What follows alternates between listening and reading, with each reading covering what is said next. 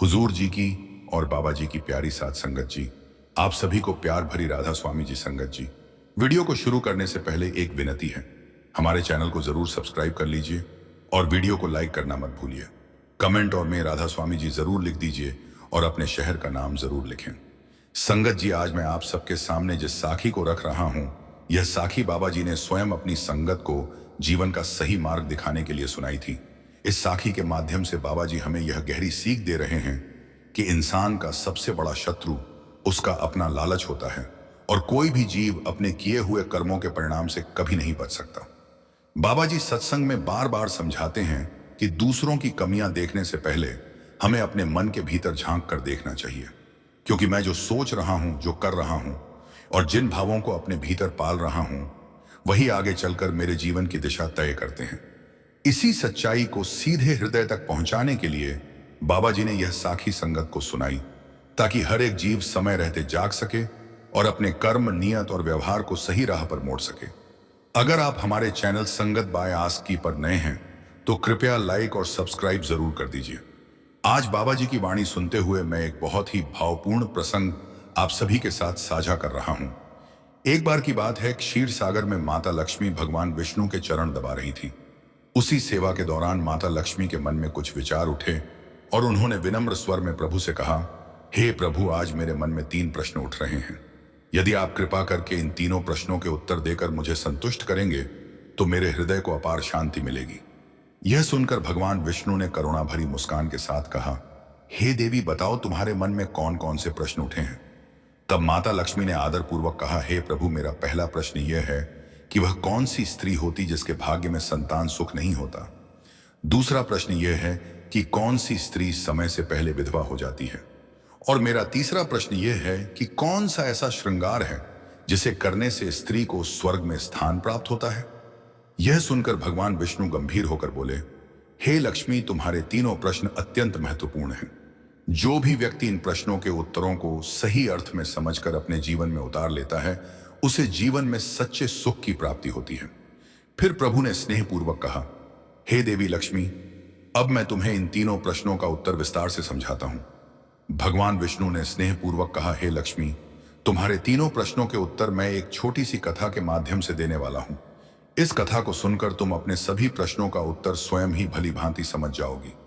लेकिन मेरी एक शर्त है, जब तक मैं यह कथा सुनाता रहूं तब तक तुम्हें वहां इसे पूरे ध्यान और एकाग्रता से सुनना होगा।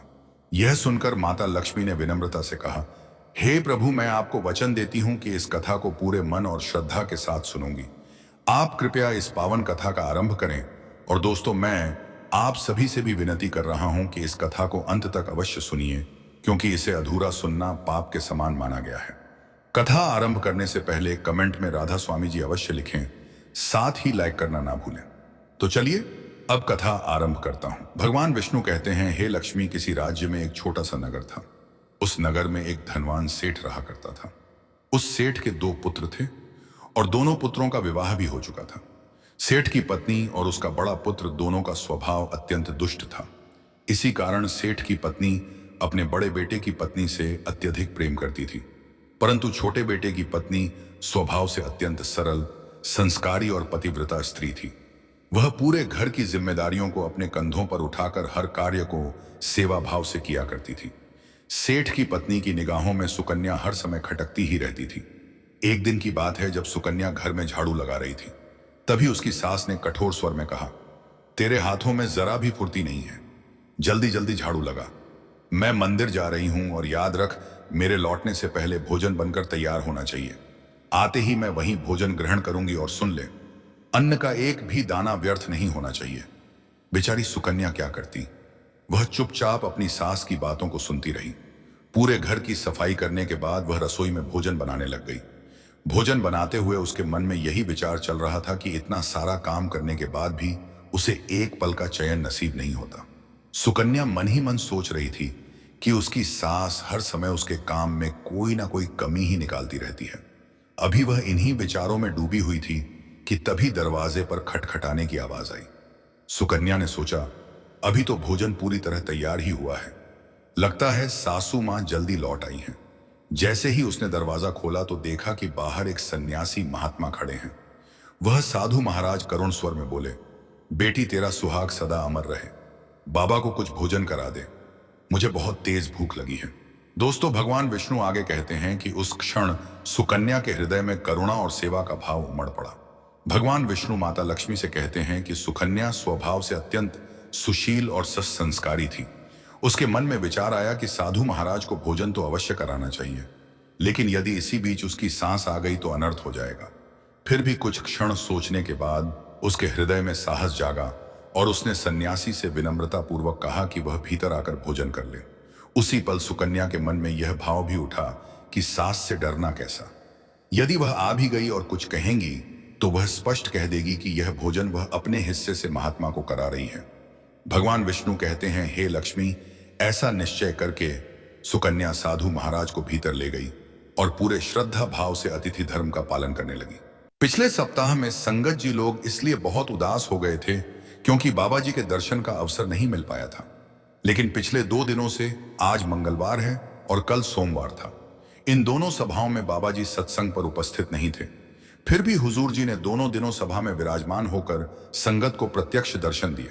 संगत जी उनके आने से वह कमी पूरी हो गई और लोगों का मन फिर से खुशी और आनंद से भर गया। ठंड के इस मौसम में जब हमें मालिक के प्रेम निर्यात की ओर बढ़ने का अवसर मिलता है तो हमें दिल से उसका शुक्र अदा करना चाहिए। इसलिए आप सभी के चरणों में हमारी यही प्रार्थना है कि वर्तमान में सकारात्मक सोच रखें और सेवा भाव को अपनाएं। संगत जी, हम आपसे एक सलाह भी लेना चाहते हैं। यदि आप सब चाहें और अनुमति दें तो हम रोज एक नया सत्संग प्रसारित करना आरंभ कर दें। ऐसा करने से सप्ताह में कम से कम 3 दिन आपको नियमित रूप से सत्संग सुनने का अवसर मिला करेगा। हर बार वह सत्संग किसी न किसी नए विषय पर आधारित होगा ताकि हमें मालिक की ओर चलने की प्रेरणा, हिम्मत और सही मार्गदर्शन मिलता रहे।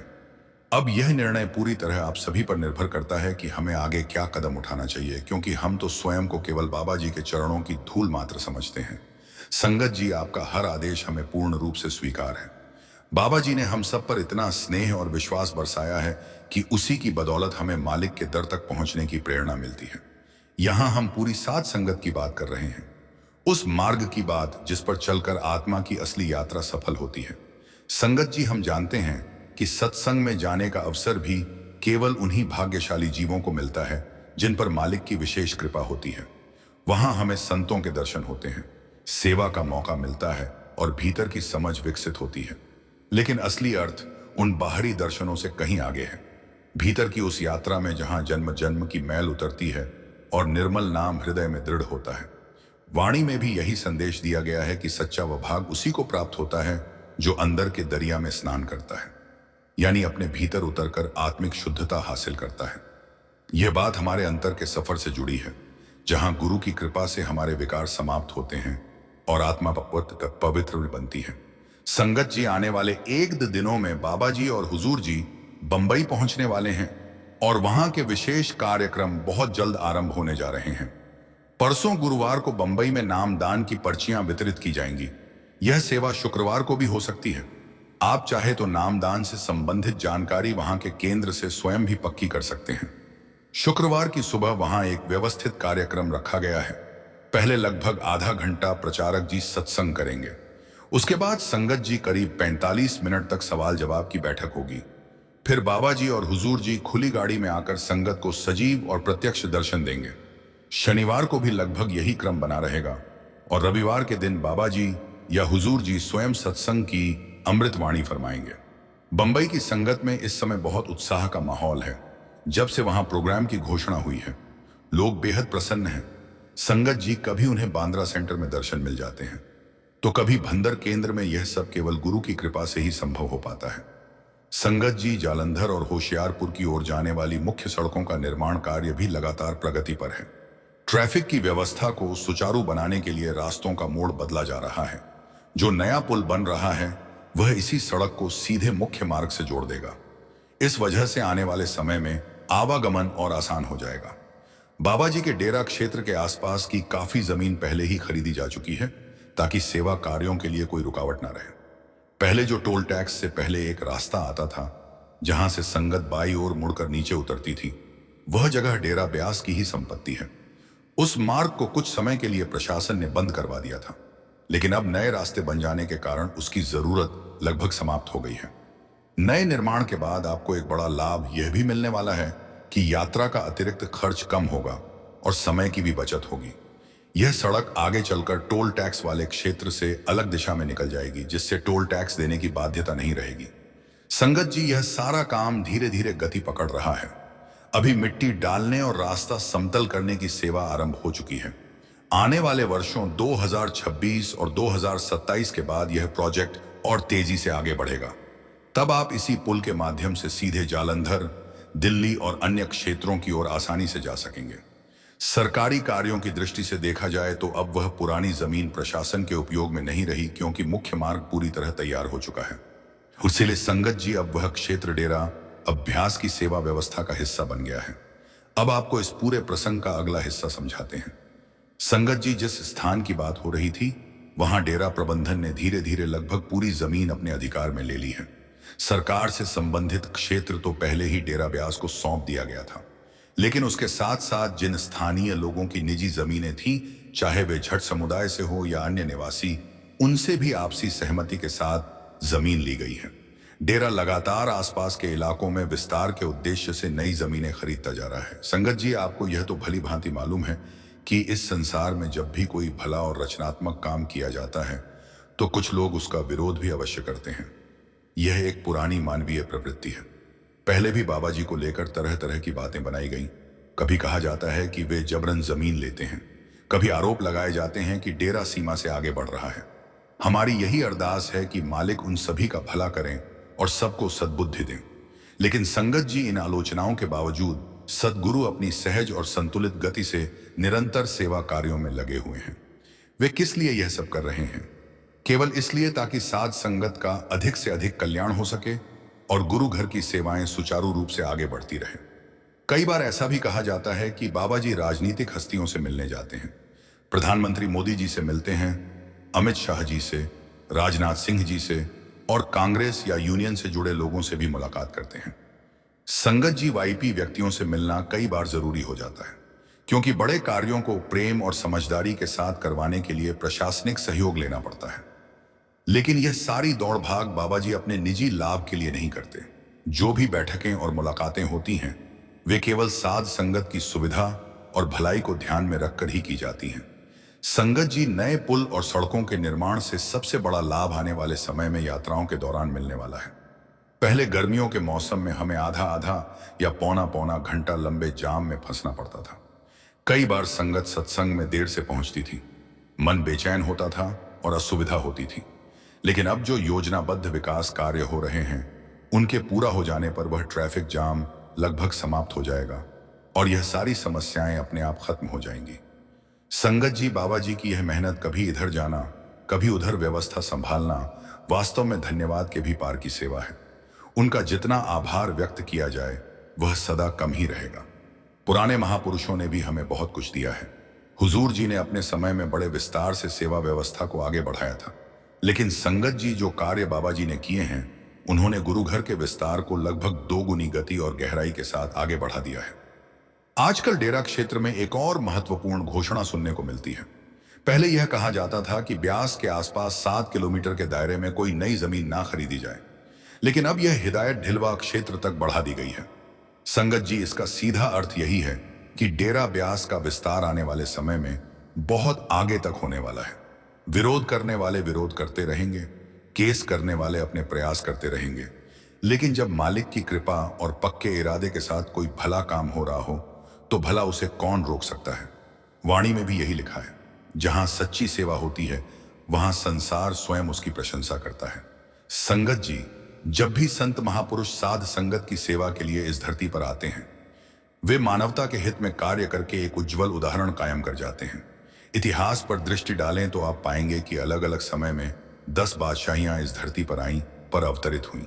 श्री गुरु रविदास महाराज जी आए, आगे के श्री गुरु कबीर साहिब जी आए और इनके अतिरिक्त भी अनेक संत महात्माओं ने शरीर धारण कर संसार में कदम रखा। संगत जी, गहराई से सोचने की बात यह है कि इन महापुरुषों ने इस दुनिया को केवल दिया ही दिया है। क्या वे यहां से कुछ लेकर गए? जो भी सच्चा महात्मा मानव रूप में इस संसार में आया, उसने अपने लिए कोई दौलत, संपत्ति या सांसारिक संग्रह नहीं किया। वे जब भी आए लोगों को सहारा देने, सही मार्ग दिखाने और सबका उद्धार करने के उद्देश्य से ही आए। गुरु नानक देव जी महाराज ने अपनी वाणी में यह बात बड़े स्पष्ट ढंग से लिख दी थी। उन्होंने कहा, कोई उन्हें भूत कह देता है, कोई बेताल कहकर बयान करता है और कोई साधारण आदमी समझकर देखता है। संगत जी, बेताल भी भूत की ही एक अवस्था मानी जाती है। लेकिन चाहे लोग कुछ भी कहें, सच्चाई यही है कि गुरु नानक देव जी ने जगत को ज्ञान, नाम और रहमत के सिवा कुछ नहीं दिया। श्री गुरु ग्रंथ साहिब महाराज में इतना विस्तार से समझा दिया गया, फिर भी कई बार हमारी बुद्धि ठहर सी जाती है। जब संत हमारे सामने होते हैं, हम उनकी महानता को पूरी तरह समझ नहीं पाते और उल्टा विरोध में पड़ जाते हैं।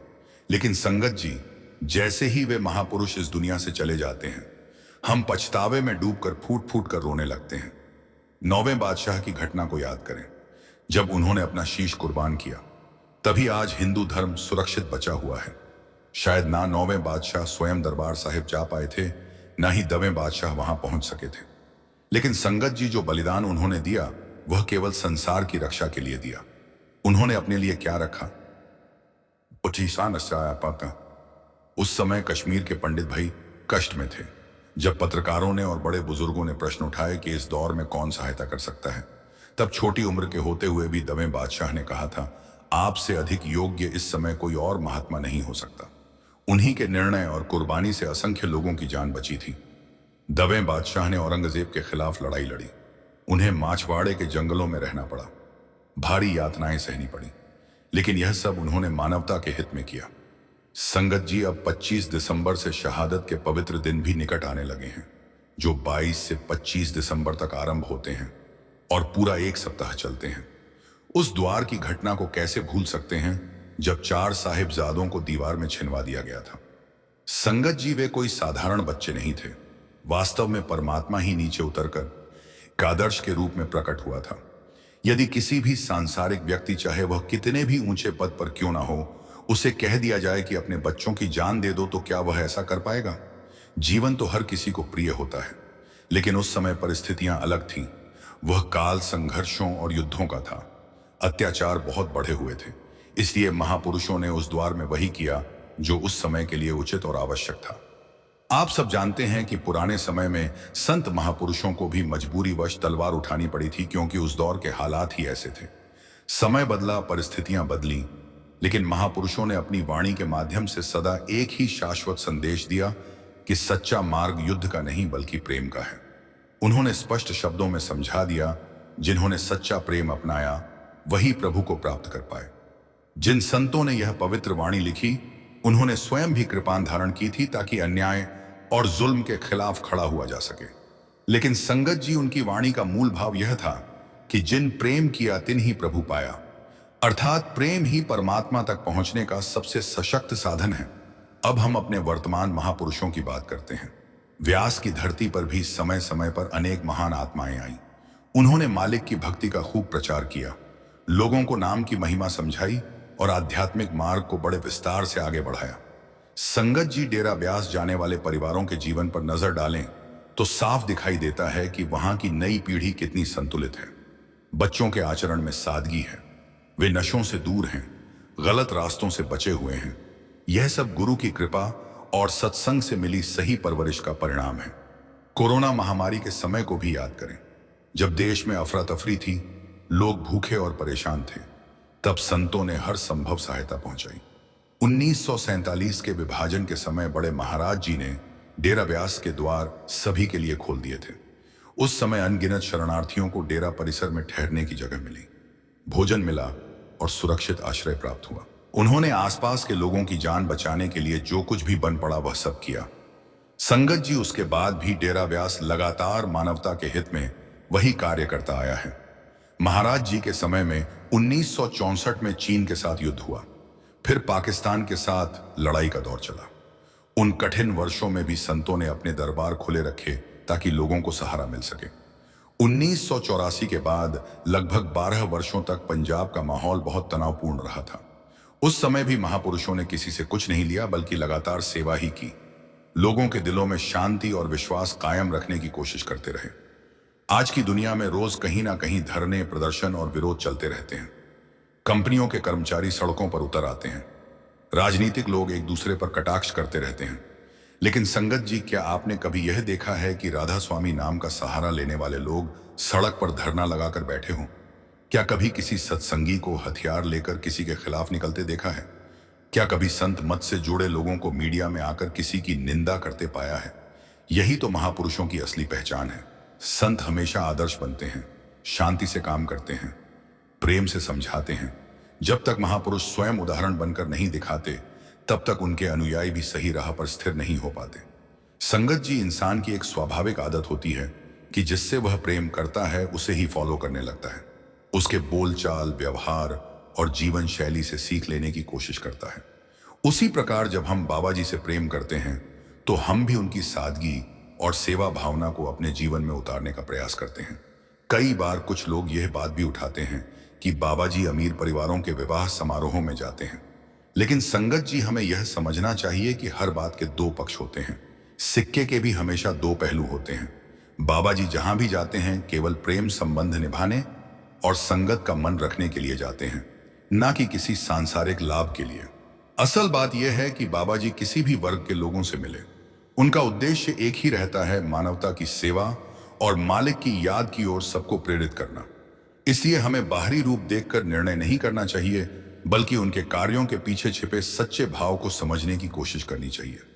साध संगत जी, सार यही है कि महापुरुष सदा संसार को देने के लिए आते हैं। वे हर युग में प्रेम और सेवा की मिसाल कायम करते हैं। इसलिए विरोध की बातों से ऊपर उठकर हमें केवल शुक्राना, समर्पण और मालिक की याद को मजबूत रखना चाहिए। राधा स्वामी जी। हम